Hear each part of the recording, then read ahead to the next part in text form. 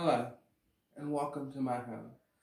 In today's video, we'll discuss how to tastefully decorate a front room, living space, or whichever you feel you need to do without over exaggerating the situation, thus causing your house to look tacky or junky. So we'll start with the windows, of course. And of course, you don't want your windows to be too junky. We have nice lights. These lights represent, of course, the yellow and orange. It's daytime, so it's a little more difficult to see. But at night, of course, I'll include a night picture of it. But it's yellow to represent the carrots that the rabbit eats, of course, with the little chicken and then the little rabbit, of course, with the egg decor that I did, of course, with party time. And of course, I have these lovely party bags, which you can use for adult, giving gifts for adults, of course. But you use these mainly for me, and the way I use them, I got them from Walmart, is for decorative use, just to spruce up the house a little more, of course. And then, of course, we have our eggs. And then down here, we have a lovely little cloth. I have two of those. I got them for $7.99 at Burlington. Of course, they match the pillow over there perfectly. And then we have our nice rabbits. I got these rabbits a year or two ago from, of course, middle window. What you want to do is make sure they can see all of this. You want to put most of your decorations in the middle of your window because people ride by your house, they will see it. So as you work your way down, you will start to see, of course, all the different attributes, the lights, the eggs, and of course, the Easter basket. Easter bag, not basket. And we'll get to baskets later. The Easter bag, like I said, I got it from Walmart. It was $1 and something for a pack of 2. So I got 2 packs of it. You got a little party paper in it. So it's, like I said, it's just used for decorative use, but always you can use it for your own reasons. Of course, there's nothing wrong with giving an adult an Easter gift, of course. We have similar attributes of the first window. And this is the window people could probably look back to. Hopefully, if they're driving, they're not looking back at this window. But passengers and other people who are walking by, of course, can look at this window. It says a Happy Easter. You have your lights. You have another bag, of course. Then you have this lovely egg set. And then you have, of course, the matching towel with the rabbit. And then you step over here. Now, this I got at clearance from Target. And it was a lovely thing I had because at one point, it was a family of 6 of us.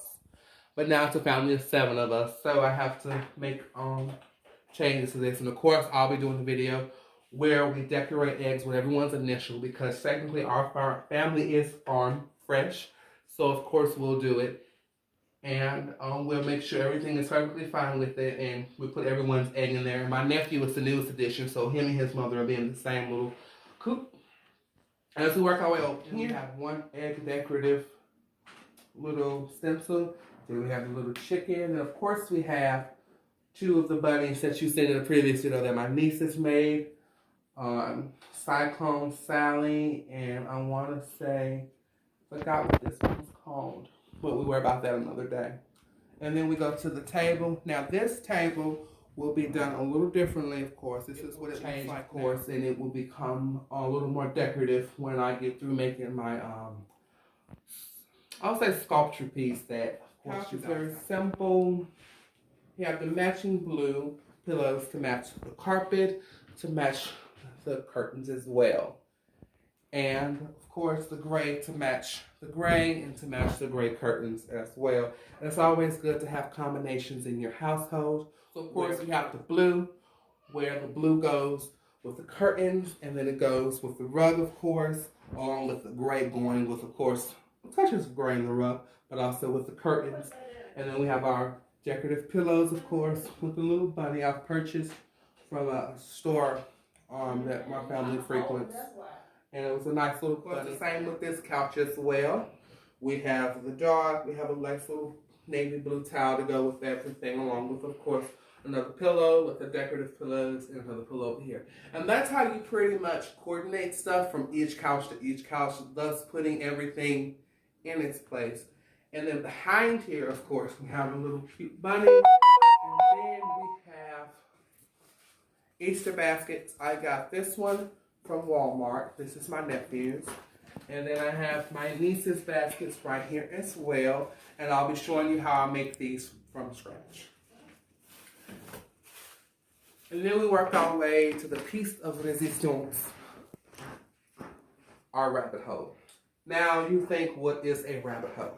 Well, Bugs Bunny and the rest of them all had a rabbit hole where they slept and enjoyed themselves. And since Easter is also about Christ and God, it also is about the bunny rabbits and everything else in between.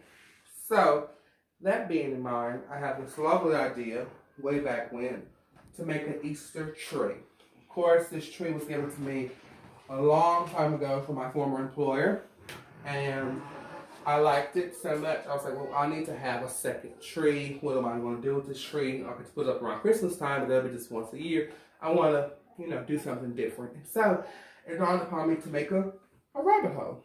So pretty much, theoretically speaking, of course, this represents the rabbit's hole with my nieces and nephews' Easter baskets all around it, of course, and then it has little eggs and it's lit up and everything else. And of course, you have little Easter egg ornaments, and this would be like the main center, of course, of the living room, because when you pan out to see the entire living room, you see this lovely tree cascaded across with these lovely lights going down, of course, to the little eggs. And most of this stuff I did get from Target. I will say they were very, very good with doing that. And in closing, this is pretty much how you would decorate your house to a point where it does not look overdone. In closing, this is how you tastefully decorate your living room. I mean, the living room, of course, is where the family gathers. It's where everyone's around. It's where everyone can sit, talk, and enjoy themselves.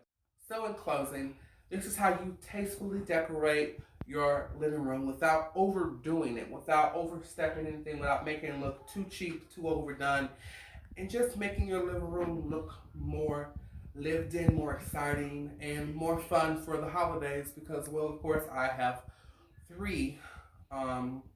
two nieces, one nephew, of course, and their children. They love to spend time, of course, especially in these trying times. You want your house to represent hope and just peace, love, care, and everything else you can really pretty much imagine. And so in closing, of course, I would like to say that this is pretty much the gist of it. This is how you do it by coordinating with your regular home decor on top of course, your decor where you pretty much do it for season to season. And I will be doing a dining room as well tour, but not of pretty much decorating, just how the dining room is. But of course, some of you have already seen my lovely little vase I created, and of course, that's just pretty much what I would put in the dining room. Is just a more formal setting than the living room. But hopefully, y'all guys enjoyed. Like and subscribe to my channel, and have a nice day.